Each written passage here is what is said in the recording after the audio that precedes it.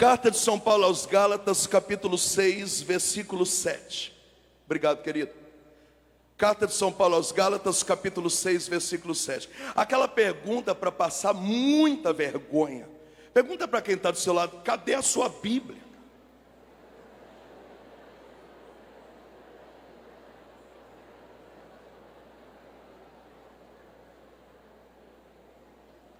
Gostaria de dizer que uma pessoa sem Bíblia e uma pessoa pelada, a vergonha é idêntica. Então, por favor, compre uma Bíblia para você. Carta de São Paulo aos Gálatas, capítulo 6, versículo 7. Acharam ou não? Não, né? Não tem Bíblia. Não vos iludais, de Deus não se zomba. Aquele que semeia na carne colherá. Na minha Bíblia, quem semeia na carne colhe corrupção. Mas aquele que semeia no Espírito ele colherá. Não nos cansemos em fazer o bem, pois no seu devido tempo nós colheremos, sim, mas com fadiga. Bate no seu peito e diz: quem planta na carne, colhe na carne e colhe corrupção. Quem planta no Espírito, colhe no Espírito e colhe abundância. Palavra do Senhor. Vamos aplaudir a palavra do Senhor.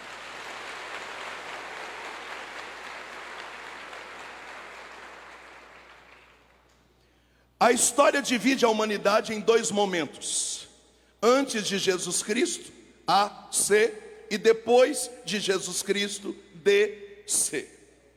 Portanto, historicamente, o nascimento de Jesus Cristo é o marco zero da história.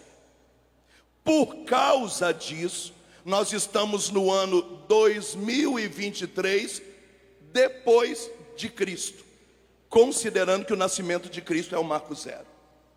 Por causa disso, a gente costuma utilizar a expressão: porque essa igreja tem quase 2000 anos, porque a igreja tem mais de 2000 anos, considerando que nós estamos no marco zero para cá, 2023 anos depois de Jesus Cristo.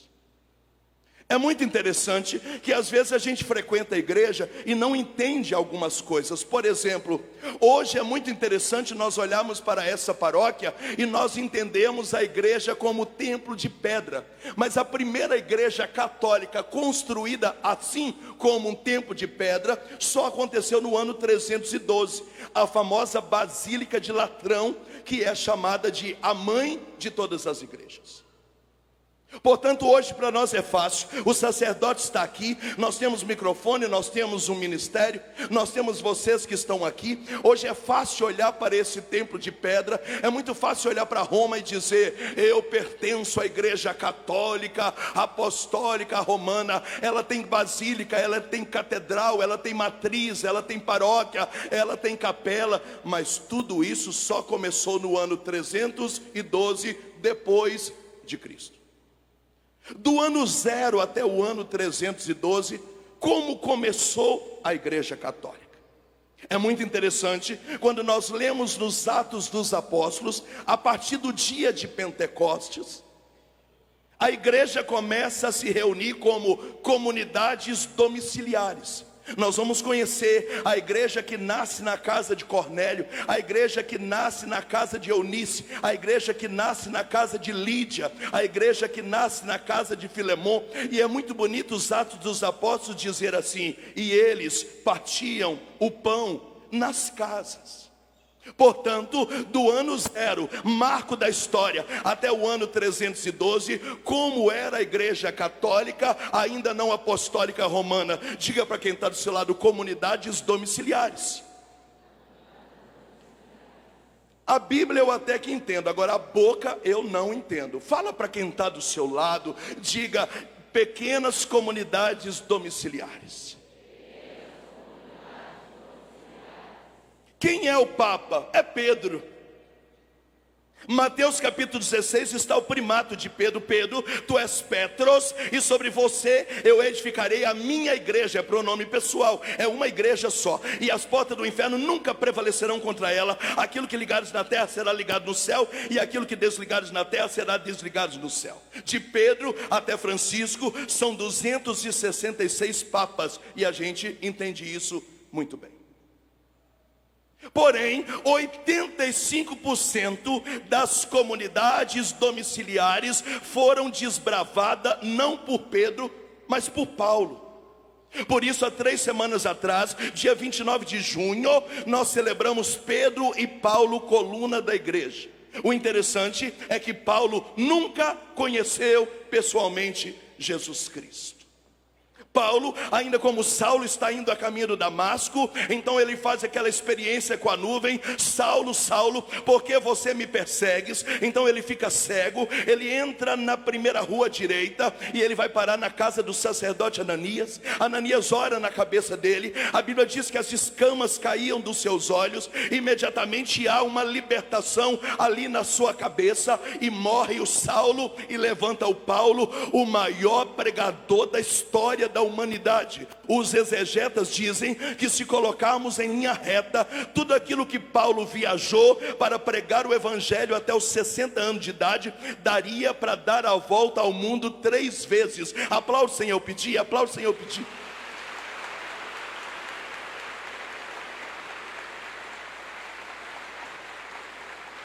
Paulo é extremamente gabaritado. Estudou na faculdade de Gamaliel. Para eu traduzir hoje o que seria Gamaliel, Harvard, nos Estados Unidos. Falava 4 idiomas: hebraico, aramaico, grego e latim. Líder nato, inteligentíssimo, dono de uma oratória sobrenatural. E Paulo vai desbravando. No 7º mês em Jerusalém, depois da bênção do Papa Pedro, e ele começa a desbravar. Vou repetir: 85%, embora Pedro é Papa, da igreja primitiva foi destrinchada, desbravada pelo apóstolo Paulo. A Bíblia se garante em tratar de 13. E por que nós sabemos? Porque cada comunidade que Paulo desbravava, ele alimentava essa comunidade com cartas.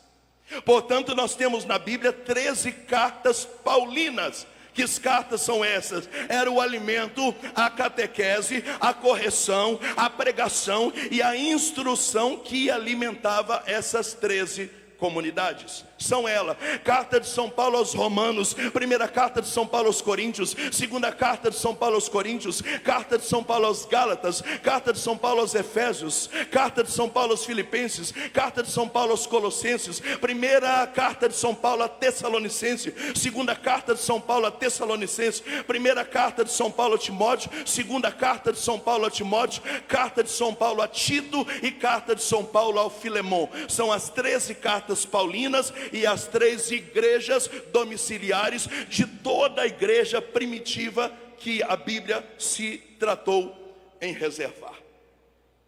O tema que me deram hoje é uma carta extremamente diferente das outras. Me pergunte por quê. A boca você pode abrir só para eu não estressar, senão eu vou dar razão à minha esposa. Me pergunte por quê, se está vivo ainda. Quando Paulo chega na Galácia, só tem pagão. A maior lista de pecados da Bíblia está na carta de São Paulo aos Gálatas, capítulo 5. Por quê? Porque lá só tem tranqueira, é só curva de rio, é só gente de pior qualidade. É o lugar mais difícil de evangelizar, é a Galácia. E Paulo chega lá batendo com os 2 pés, e ele quebra tudo e arrebenta, e há conversão e batismo, há uma unção. Aquela igreja está ajeitadinha, está macinha, aquela igreja está poderosa, está tudo dando certo, diz uhul! Horrível. Aquela igreja está macinha, está ajeitadinha, está tudo dando certo. Paulo deixou a igreja alinhadinha, está tudo convertendo, diga uhul! Quando Paulo sai de lá e vai para Macedônia, um espírito de porco, que a Bíblia não diz o nome, senão eu diria para você, começou a anunciar um evangelho diferente do que Paulo anunciou. E aquele povo de Jundiaí acreditou no espírito do porco.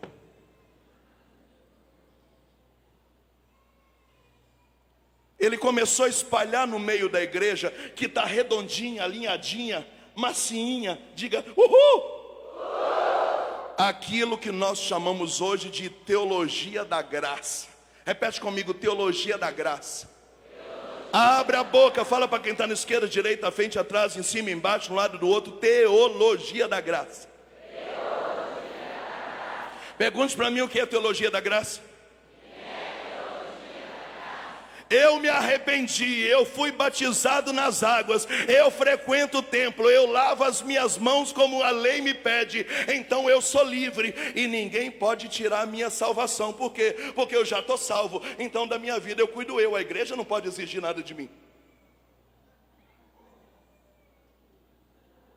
O que é a teologia da graça? Você não precisa ser santo, não precisa se converter, você não precisa mudar, você não precisa ser um marido melhor, você não precisa gastar tempo com os filhos, você não precisa rezar, você não precisa fazer nada, porque ninguém roubará a tua salvação, porque Jesus Cristo já te salvou, você é livre, está tudo bem.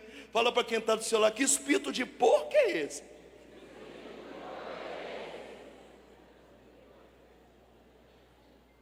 E quando os problemas acontecem, o que fazemos? Teologia da graça número 1, colocamos culpa nos demônios. A minha vida não está dando certo porque é o inimigo. Nada na minha vida está dando certo porque eu estou na batalha. O demônio, o inimigo. A teologia da graça, se alguém olha para você e vê que alguma coisa está errada, a culpa nunca é sua, porque você já é salvo. A culpa é de quem? É do capeta. Diga para quem está do seu lado, coloca a culpa no diabo. Fala para mim que você está entendendo, isso aqui é teologia. Fala para mim que você está entendendo. Fala para mim, fala! Teologia da graça, ponto 1. Diga para quem está do seu lado de novo. Quando o problema vem, a gente coloca a culpa no diabo.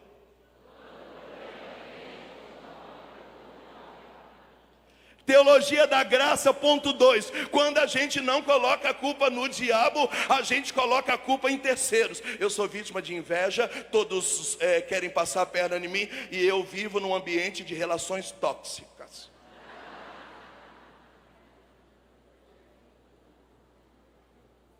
Teologia da graça, ponto 2. Diga para quem está do seu lado, colocar a culpa em terceiros.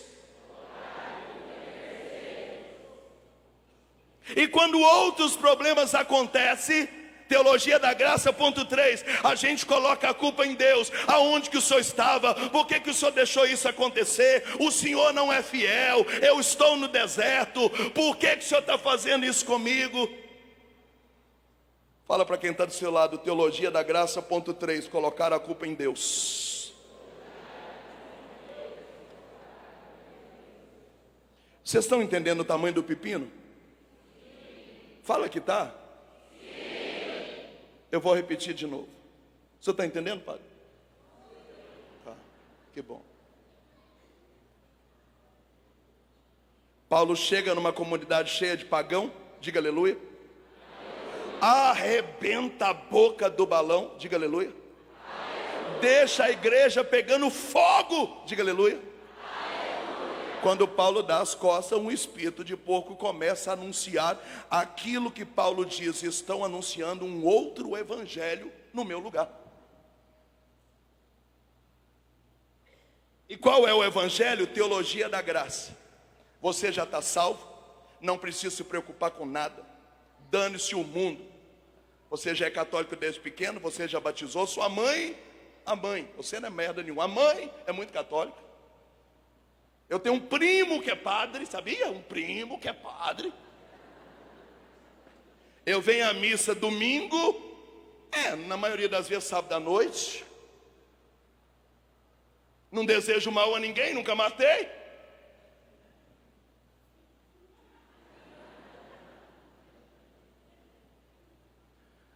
Esse padre fala muito, esse pregador grita demais. Quem falou que eu não sou marido bom? Por que tanta exigência? Por que eu tenho que fazer? Por que eu tenho que jejuar? Por que eu tenho que rezar texto? Por que eu tenho que orar? Por que eu tenho que mudar? Quem é você para falar o que eu devo fazer ou não? Eu já fui salvo.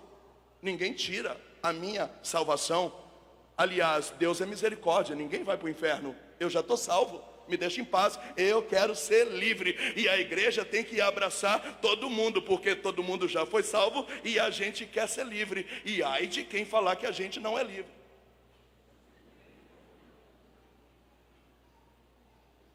Teologia da graça, ponto 1. Diga para quem está do seu lado: colocar a culpa no diabo. Teologia da graça, ponto 2. Diga para quem está do outro lado: colocar a culpa em terceiros. E teologia da graça, ponto 3, fala para quem está atrás de você: colocar a culpa em Deus. Fala para mim que você está entendendo? Sim. Então Paulo precisa fazer alguma coisa. Eu acho que Paulo era de Minas Gerais, não tem lógica.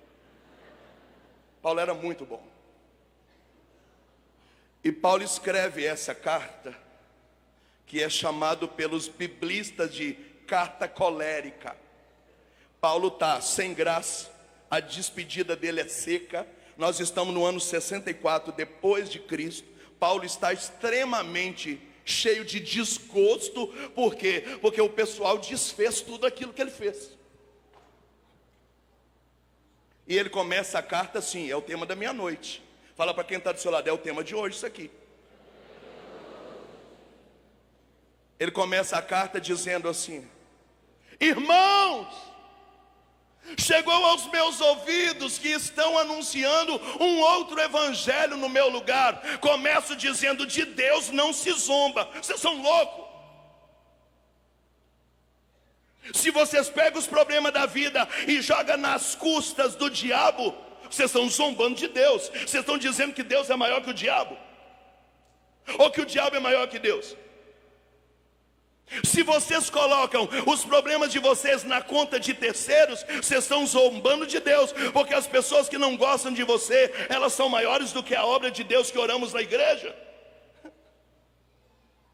Se vocês colocam a culpa em Deus, vocês são loucos, isso é blasfêmia, e blasfemar contra Deus não tem perdão. De Deus não se zomba. Vocês devem estar rindo da minha cara, não é? Então deixa eu anunciar: no lugar da teologia da graça, eu vos anuncio a teologia da semeadura. O que é teologia da semeadura? Deus é Deus, e porque Ele nos deixou livre, quem planta na carne vai colher a carne, mas quem plantar no Espírito, colherá no Espírito.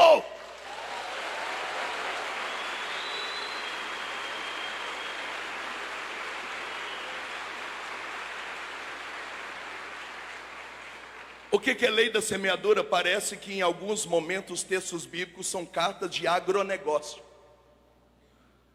Joio, trigo, terra, semente, espigueira, figueira. Parece carta para agricultores. E Paulo começa com os dois pés. Primeiro, vocês estão anunciando um evangelho diferente da verdade. Segundo, vocês estão zombando de Deus com essa linha de pensamento de vocês. Terceiro, então deixa eu falar para vocês: 85% da sua vitória é porque você plantou certo. E porque plantou certo, o Espírito honrou a tua fé. Mas 85% dos seus fracassos é porque você plantou errado. E quem planta errado vai colher errado. Ninguém planta giló e colhe nabo. Quem planta giló vai colher giló. Ou seja, a responsabilidade da colheita é sua. Não é Deus, nem o diabo, e nem aos outros. Fala para quem está do seu lado: chupa essa manga aí, bebê.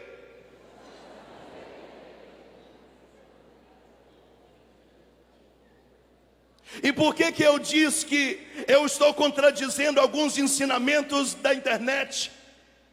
Até porque tem muita gente falando B na internet também. Porque eu estou ensinando a Bíblia para você. Quem adotou a teologia da graça? Os protestantes. Você pode casar quantas vezes você quiser, você já foi salvo. Acontece um problema, você põe culpa em quem? No diabo. É por isso que tudo na igreja protestante, diabo, demônio, contaminação, campanha para tirar diabo, entrevista o diabo. Isso é teologia da graça. Por quê? Porque é mais fácil você pôr culpa no diabo do que assumir as suas responsabilidades.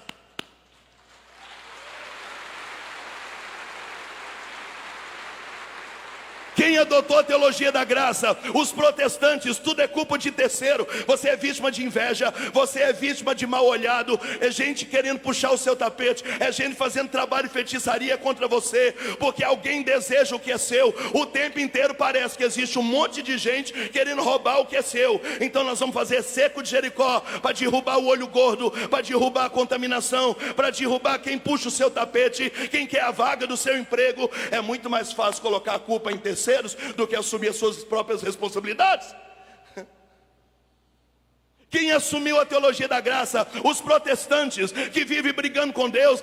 Porque Jó brigava com Deus, Josué brigava com Deus, Moisés brigava com Deus. Você que está passando pela prova, você que está passando pelo deserto, você que Deus te esqueceu, você que Deus não te honrou. Ou seja, ora é o demônio, ora é terceiro, ora é Deus. A teologia da graça exime o ser humano de qualquer tipo de responsabilidade. Você nunca peca, você nunca erra, você nunca está equivocado. O tempo inteiro você transfere a responsabilidade. Aí Paulo vem e diz: esse evangelho não tem fundamento, vocês estão zombando de Deus. Deixa eu ensinar a verdade para vocês. Se você plantar errado, você vai colher errado. Mas se você plantar certo, o Espírito Santo vai fazer colher sabedoria, autoridade, discernimento, esperança, alegria, gozo, justiça, provisão, bênção.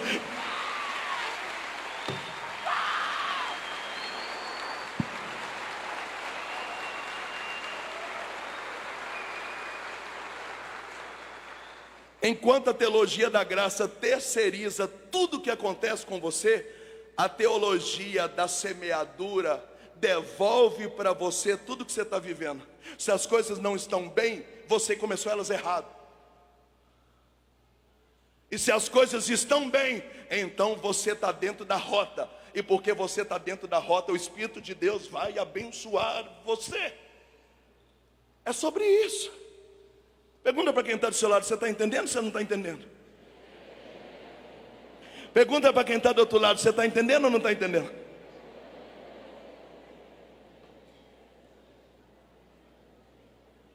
Fala para mim que você está entendendo, senão eu morro. Sim. Aleluia. Eu me sinto Paulo aqui nessa noite dizendo que o evangelho hoje na nossa igreja está distorcido, igual a igreja protestante.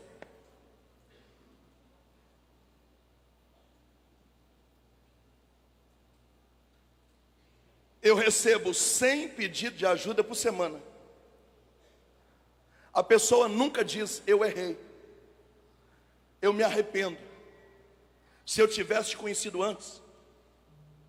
Ninguém nunca contou isso para mim. Os pedidos de ajuda é assim: você tem um telefone de um padre exorcista? Porque eu estou precisando de uma oração de libertação forte. Aí eu pergunto: o que está acontecendo? O meu marido e eu, nós estamos brigando muito, as crianças não têm paciência. Aí fizeram uma oração aqui em casa e disseram que só um padre exorcista pode nos ajudar. Aí eu pergunto: mas você ficou endemoniada? Deus me livre. Não, porque padre exorcista é só para tirar demônio de dentro da pessoa. Se você não tem demônio dentro de você, nem do seu marido, nem dos seus filhos, então você não precisa de arrumar um exorcista. Você precisa criar vergonha na tua cara, porque não tem demônio nenhum agindo na tua casa. O problema é você. Você não vai aplaudir não.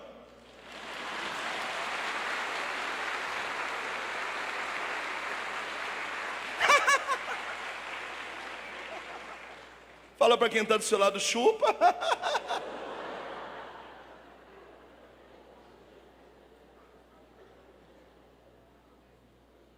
E é interessante que o povo não gostou do que Paulo falou. Então Paulo já meteu logo o seu currículo.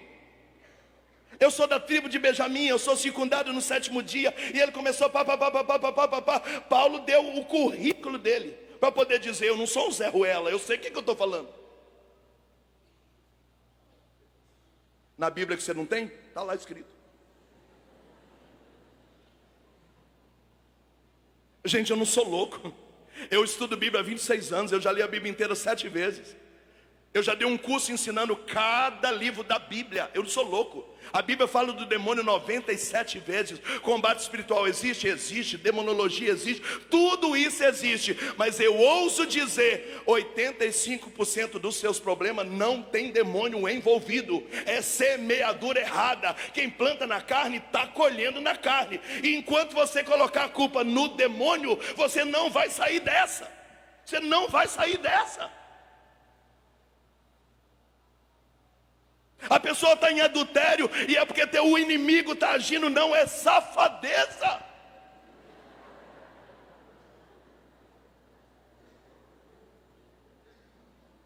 Qual que é a minha birra com rede social? É gente falando para gente imbecil.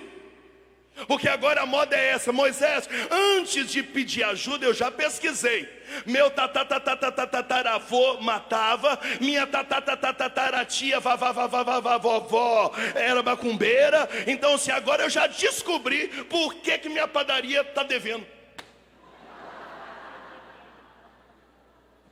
Eu falei, o problema é nós achar no Serasa e no SPC o nome da para a gente pôr as dívidas na conta dela. Você compra mal, investe mal, não tem uma consultoria. Mês de janeiro você racha de vender material escolar, mas aí você acha que tem dinheiro, compra um Hilux. Fevereiro começa a escola, aí a sua papelaria não vende mais nada. Mas você não tem capital de giro, porque você comprou uma Hilux. Você não entendeu que o que vende em dezembro e em janeiro tem que sustentar fevereiro, março e abril. Aí é o demônio dizendo, eu não tenho nada com eu, não tenho nada com eu não.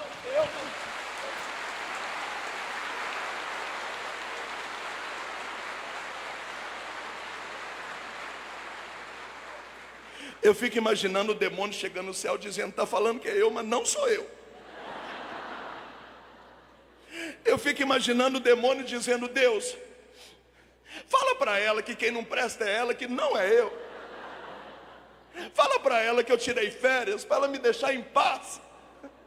Tem hora que eu tenho pena do demônio, porque as pessoas estão jogando na conta dele uma coisa que não compete a ele. Isso é teologia da graça. É aquilo que o protestantismo assumiu para eles, nós estamos assumindo. Porque a moda agora é essa, eu preciso de uma oração forte. Você tem uma oração de poder para me dar? Tem, reza o texto. Não, eu quero uma oração de poder. Fala para quem está do seu lado, eu vou bater na tua cara.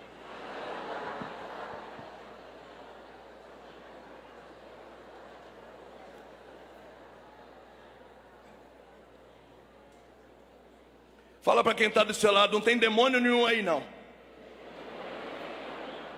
Fala para quem está do seu lado, é semeadura. Quem planta errado, colhe errado. Amém, igreja?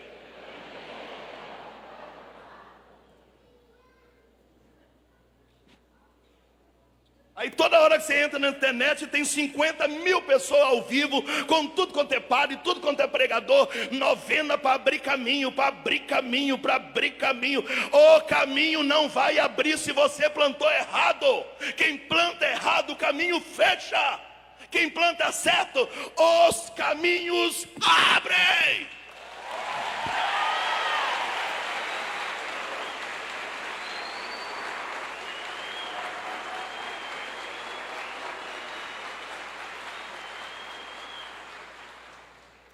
Percebe que o meu discurso nem é inferno, o meu discurso é qualidade de vida.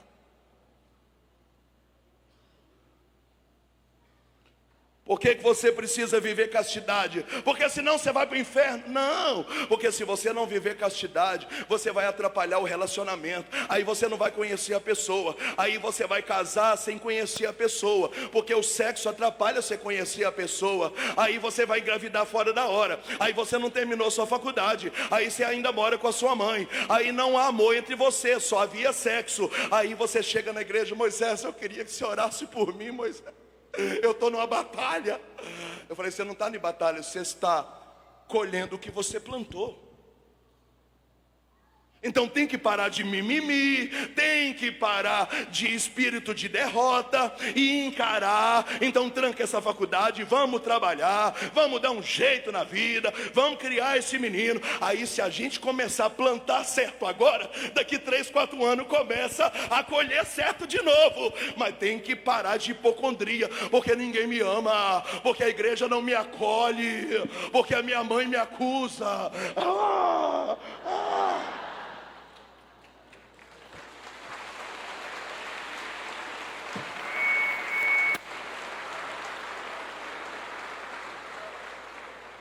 Onde é que essa bagaceira vai parar? No confessionário.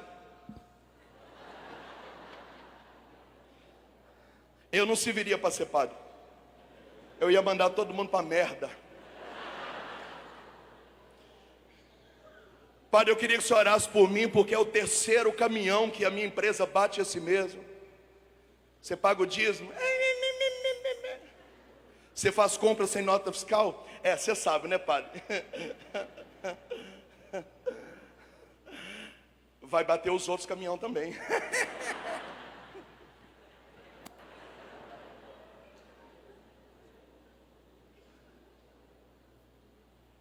Vocês do camarote aí estão me entendendo? Fala para quem está do seu lado: quem planta na carne vai colher corrupção. Corrupção aqui, o verbo significa corruptível. Não é ser corrupto, é ver tudo ser comido, desmoronado como um castelinho de areia. Então quem planta na carne: solidão, tristeza, dívida, abandono, vazio existencial, tristeza, fadiga, cansaço, estresse, nervosismo. Mas por que tudo está dando errado? Mas você está fazendo tudo errado, como é que vai dar certo? Isso é semeadura. Mas quem planta no Espírito vai colher abundância, sabedoria, discernimento, brilho no olhar, autoestima, alegria, as portas se abrindo, tudo dando certo, Deus tirando uma pessoa do avião para pôr você no lugar dela.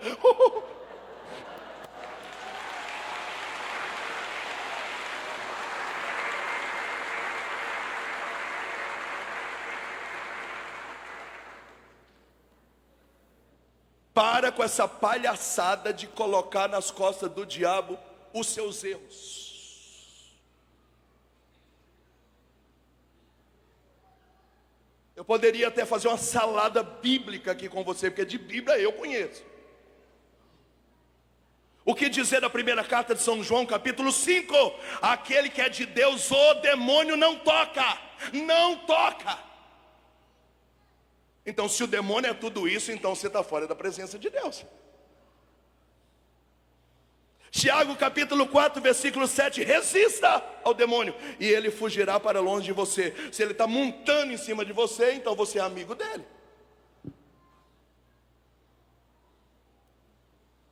Padre exorcista, missa de cura e libertação.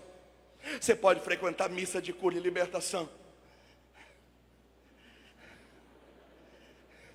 Se você não rezar o texto, não pagar o seu dízimo, não casar na igreja, não educar seus filhos, não sair da pornografia, da prostituição, da masturbação, não se vestir igual gente decente, não tratar as pessoas bem, não perdoar, não liberar o seu coração, você não vai colher bênção, porque mesmo frequentando o cerco de Jericó, você está plantando na carne. Quem planta na carne, colhe na carne. Quem planta na carne, colhe na carne.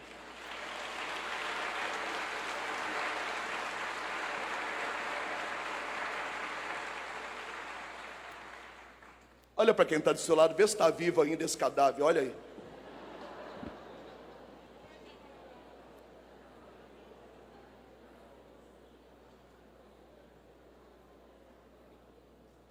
E se eu plantar a minha fé no Espírito? Se tiver uma prova e 10 pretendentes, a vaga é sua.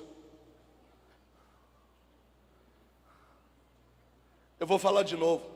Você deve ter morrido no final da missa. Se você plantar no Espírito e você tiver que fazer uma prova, tem 10 pretendentes por vaga, a vaga é sua.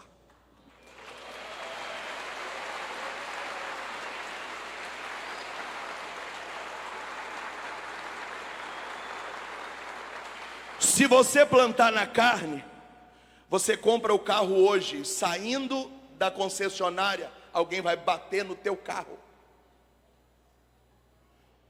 E você vai dizer, é o inimigo. E o inimigo dizendo, eu não tenho nada a ver com isso. Se você plantar no Espírito, você vai dizer, eu queria aquele carro branco que eu olhei semana passada. O proprietário vai dizer, oh, já vendemos o teu carro. Ele falou, ainda bem que você falou bem, você vendeu o meu carro. Então eu vou deixar aqui o meu telefone. Alguma coisa vai acontecer e você vai me ligar. 5 dias vai te passar, o dono da agência vai te ligar dizendo, inexplicavelmente, o rapaz veio aqui para desfazer o negócio. Eu nunca vi isso em 30 anos que eu tenho agência de carro, mas o carro está disponível. Você vai dizer, eu já sabia que isso ia acontecer. Porque quem planta no Espírito, quando alguém toma posse daquilo que é meu, Deus tira a pessoa para devolver para mim aquilo que é meu.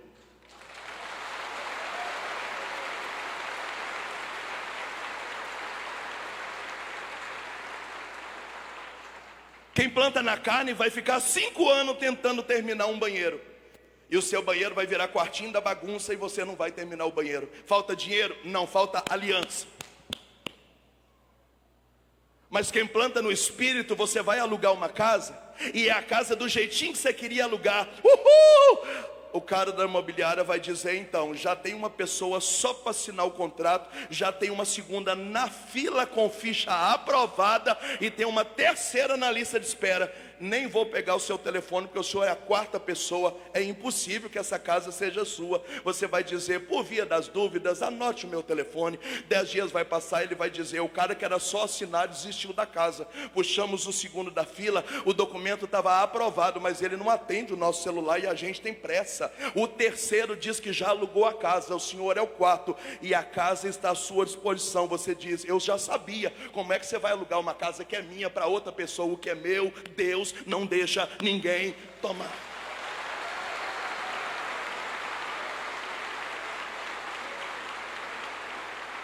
Portanto, se a Bíblia diz que tudo concorre para o bem daqueles que amam a Deus, se você está plantando no Espírito, tudo concorre para o seu bem. Se você tiver que pagar uma conta faltando 10 para 4, o dinheiro vai aparecer. Se você tiver atrasado daqui para o aeroporto, todos os semáforos estarão verde. Por quê? Porque tudo concorre para o bem daqueles que amam a Deus. Quem colhe no Espírito é porque plantou no Espírito.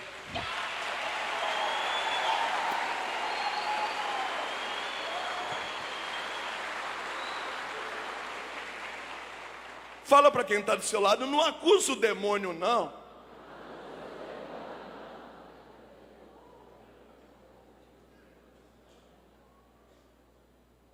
Esse dia eu estava lá em Brasília pregando um congresso de um padre exorcista. Ele falou, tem 10 anos que eu não atendo um caso de exorcismo. Eu sou exorcista e não vejo demônio. E falei, o senhor vê o quê? Um monte de gente safada que faz cagada e vem aqui para eu fazer oração de libertação. Eu falei, o senhor é muito santo. Eu mandar suicidar, suicida, morre. Escuta Bruno Marrone, dá um tiro no ouvido. Dança um piseiro e se mata.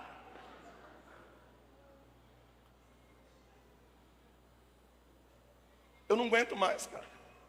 Eu não aguento mais. A outra moda agora da teologia da graça é por culpa em terceiros.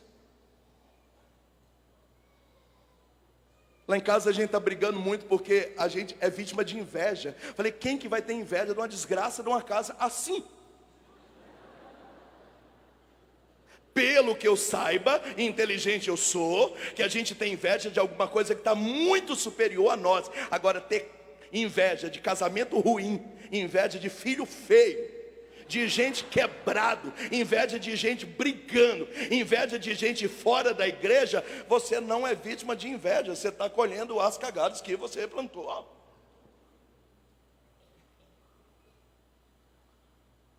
Alguém me ouve, gente? Fala para quem está do seu lado, ninguém está com inveja de você não, filho.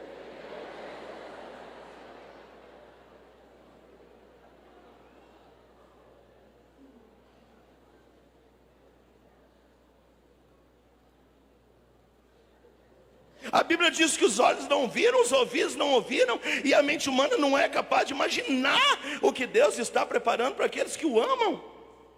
Quem tem inveja de mim, caso tenha, vai se ferrar. Porque ai daquele que toca no ungido do Senhor. Mexer comigo é assinar atestado de morte. Que palhaçada é essa? Salmo 90. Se 11.000 pessoas se levantaram contra você, não é uma cunhada não, é 11.000. 10.000 vão cair para a direita, 1.000 vão para ir para a esquerda, e eu não serei atingido. O Senhor é meu barco, a minha cidade.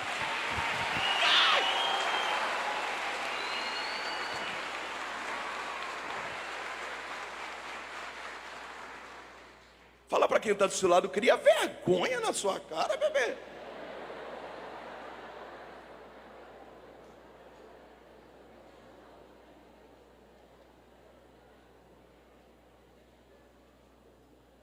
Moisés, reza pelo meu filho. Onde é que ele vai trabalhar? Todo mundo tem inveja dele. Tem inveja não, ele é ruim de serviço mesmo. Só faz o que pede, tem que mandar, não tem boa vontade, é uma pressa para ir embora, não sabe conversar, não quer aprender, só fica com a desgraça do celular na mão. Aí foi mandado embora, por quê? Porque todo mundo um dia vai ser mandado embora. É perseguição, não é perseguição não, filho. Os bons, mercado de trabalho não é igreja, que a gente aceita tudo. Mercado de trabalho, se você for ruim, você sai.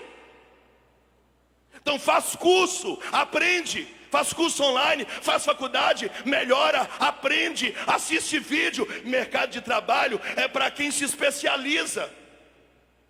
Não, Moisés, é inveja mesmo. Alguém me ouve? Sim. Eu só tenho 5 minutos para acabar. Faz um aí. Eu também acho uma miséria. Arrependido de ter vindo. Pergunta para quem está do seu lado, está entendendo ou morreu? Sim. Sim.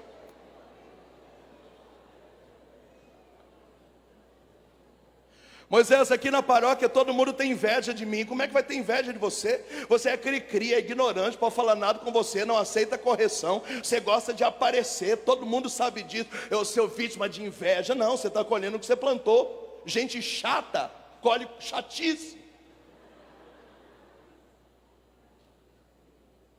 Gente mimizenta, colhe mimimi. Gente pirracenta, colhe pirraça. Gente feridinha, colhe feridinha. Gente mimizenta não colhe alegria, só colhe veneno. Mas é o demônio, Moisés, eu sei, eu sim. Foi revelado outro dia. Frei Gilson falou que era o demônio. Coitado do Frei Gilson. Outro dia eu falei com ele, o povo está colocando a coisa na sua boca. Até porque assiste o rosário cochilando no sofá, não sabe o que está falando, aí acorda e fala, é isso mesmo. É demônio mesmo, eu sabia que era o demônio. Foi revelado até o nome. Pergunta para quem está do seu lado, como é que você chama?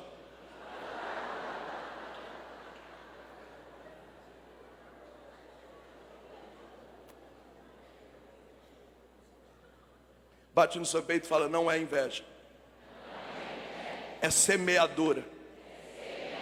Quem planta errado, colhe errado. Quem planta certo, colhe certo. Se você plantar certo, ninguém te tira da paróquia. Se você plantar certo, ninguém te tira dessa empresa. Se você plantar certo, ninguém arranca você da sua casa. Se você plantar certo, as portas se abrem para você. Mas se você plantar errado, você não para em nenhuma paróquia. Se você plantar errado, você não consegue parar na sua casa. Se você plantar errado, as portas não abrem para você. E a culpa não é dos outros, e a culpa não é do diabo, e a culpa também não é de Deus. Porque o não também é resposta. Deus também trabalha fechando torneirinha, porque a maior vontade de Deus é a nossa salvação, não é o nosso prazer, não é o nosso prazer. O que eu posso dizer para você nos minutos que eu ainda tenho? Glória a Deus, uhul!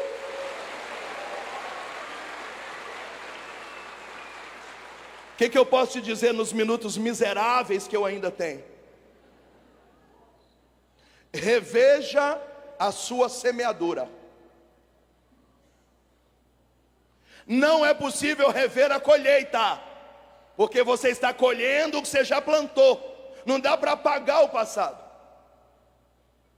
Tem que rever hoje, é o que vai plantar a partir de hoje, porque isso implica nas próximas colheitas. Ou seja, você ainda vai colher um ano ainda, um bocado de cagada que você fez, mas depois começa um tempo bom. Esse tempo bom é a colheita do que começou a plantar certo hoje. Eu não sou do agronegócio. Se tiver algum fazendeiro aqui, pode vir me ajudar. E aceito gado também, depois da pregação. Mas eu sei que é possível você corrigir o solo, se a colheita não foi boa. Tem que adubar, tem que colocar um trem branco lá, que parece cal.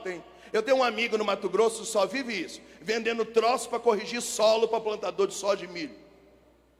Então é possível você corrigir o solo e começar a pôr as coisas em ordem. Você quer que seu casamento melhore daqui 2 anos?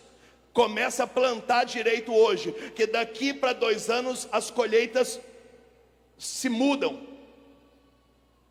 Você quer colher bem com seus filhos? Planta, planta, planta. Em vez de ficar mandando para casa de mãe, casa de sogra, casa dos outros, em vez de ficar dando celular, planta, planta, planta, planta para colher, para depois não ficar aqui, ai padre, eu não sei aonde que eu errei. Não sabe onde é que você errou? O filho deve ser meu. Tem que plantar. Só que ninguém quer plantar, e todo mundo quer colher bem. E quando não colhe bem, vem para a igreja pedir oração, porque está sofrendo. E a culpa é de quem? É do diabo, a culpa é de terceiros, a culpa é de Deus. E a gente ainda tem que ter misericórdia, paciência, contar até 5, para poder dizer que nós te amamos, que nós te acolhemos, que é possível recomeçar, mesmo por dentro com vontade de dizer, bem feito, bem feito. Bate no seu peito e fala, hoje é noite de corrigir o solo. Bate no seu peito e fala, hoje é noite de corrigir o solo. Volta para a tua casa e acerta as tuas coisas.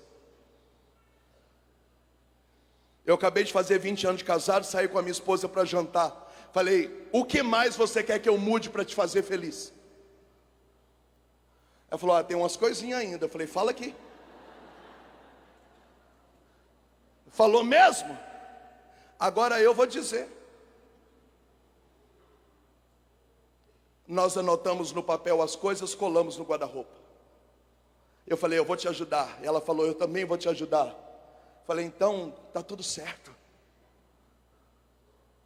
Ah, mas eu sou assim, tem que gostar de mim assim, porque meu pai era assim, porque a gente criou assim. Deus te abençoe, fica tranquilo, tá? Só essa semana foi 3 pessoas me pedindo ajuda, porque apaixonou pelo personal da academia.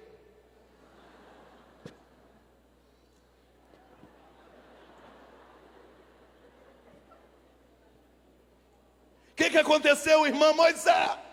Eu não sei o que está acontecendo. Eu sou casado, eu tenho 2 filhos. Uma falou, já sou até vó. Eu me apaixonei pelo personal, Moisés. Eu falei, me fale do personal, é gentil, educado, carinhoso, uma gracinha. Eu não fui, ele me pergunta se está acontecendo alguma coisa. Eu falei, me fale do marido. Ela falou, não. Não me beija, não me abraça, não pega na mão, é igual um toco de pau. Não é bom de cama, não me dá um jantar, não me beija na boca, não vê que eu cortei cabelo. Eu falei, irmão, vamos orar.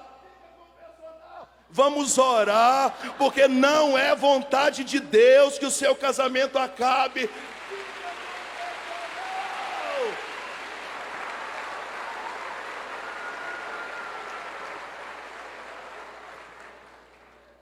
E eu dizendo para ela, vamos orar, entra na batalha, vai dar certo, amém? E ela, amém. E eu, fica com personal.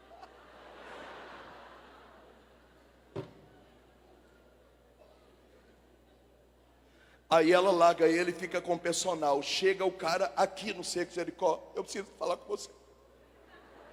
Aqui não dá para a gente se falar, não, mas tem que ser hoje.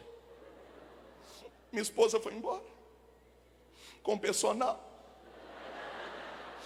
Eu não sei onde que eu errei, eu sou trabalhador. Falei, esse é o problema, eu só trabalhava. Beijava. Não. Levava para sair, buquê de flor, beijo, te amo, mensagem, flor, café na cama, tapa na bunda, prende a rir. Você acha que é o demônio? Não. Você acha que eu mato o personal? Falei, não, ele está fazendo um favor para ela. Você acha que é a vontade de Deus? É semeadura. Maridos ruins colhem separação. Esposas horríveis colhem adultério. Só que isso ninguém fala na igreja. Todo mundo só fala de vitória, vitória, levanta seu braço, há uma vitória para o teu casamento, eu creio. Se você não pedir perdão, não voltar a namorar, não tem vitória para o seu casamento.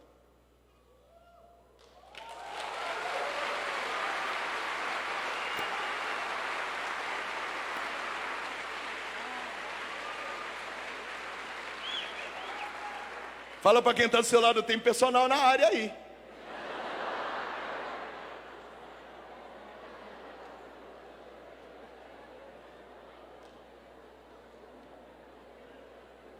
É simples. Agora é sério, meu tempo acabou. Fala para mim que você entendeu. A misericórdia de Deus pode fazer alguma coisa em relação à colheita atual de uma semeadura que já houve. Pode, mas não tem obrigação. Mas eu te prometo que se a gente começar a plantar direito hoje, só vai ter semeadura gorda. O meu desejo é que você fosse para casa hoje e não dormisse. Não, então vai dormir, miserável. Morra dormindo. Desejo um infarto para você. Meu desejo é que você pegue uma caneta e um papel e comece a dizer: eu como mulher, eu como mãe, eu como filha, eu como serva, eu como gente, eu como pai, eu como marido, eu como pregador, eu como fundador, eu como homem, eu como filho da minha família. Onde que eu estou errando? E você começa a redirecionar o solo para plantar direito, para colher fartura. Quem planta na carne, colhe na carne. Fica de pé!